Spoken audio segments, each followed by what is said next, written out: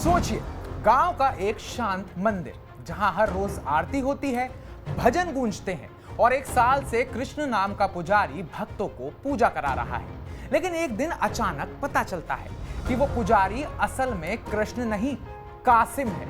नाम बदलकर वो पूरे एक साल से सबको धोखा दे रहा था।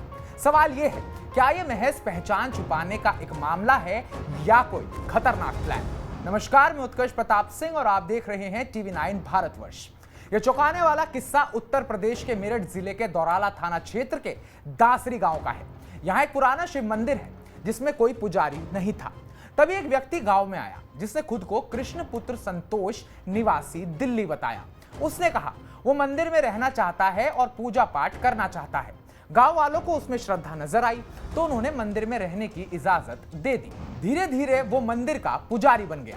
वो भक्ति में लीन रहता, पूजा करता, भजन गाता और गांव वालों की नजरों में धार्मिक बनता गया।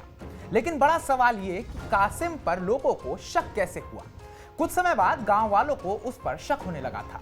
जब उससे आधार कार्ड मांगा गया तो वो टालता रहा। फिर एक दिन उसने आधार लाने के बहाने 15 दिन के लिए गांव छोड़ दिया। इसी बीच मंदिर में कुछ सामान की चोरी और गड़बड़ी की खबरें सामने आई। ग्रामीणों ने मंदिर का कमरा खंगाला और फिर पुलिस को बुलाया गया। पुलिस की पूछताछ में जो सच निकला उसने सबको चौंका कर रख दिया। वो पुजारी कोई कृष्ण नहीं बल्कि बिहार का रहने वाला कासिम था।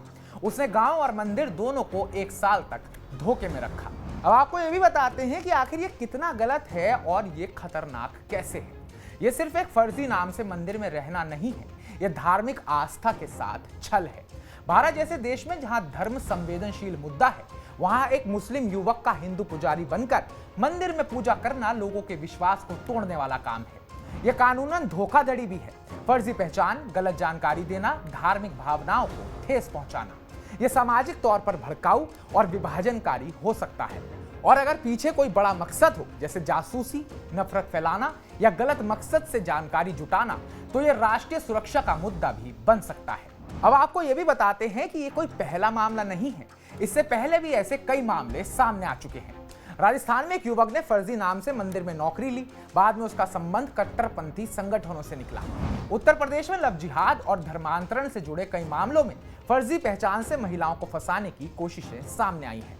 कुछ एनजीओ और संस्थानों में भी फर्जी नामों से घुसपैठ के केस दर्ज हुए हैं। इन सभी मामलों में एक पैटर्न दिखता है: पहचान छुपाओ, भरोसा बनाओ और फिर अपने मकसद को पूरा करो।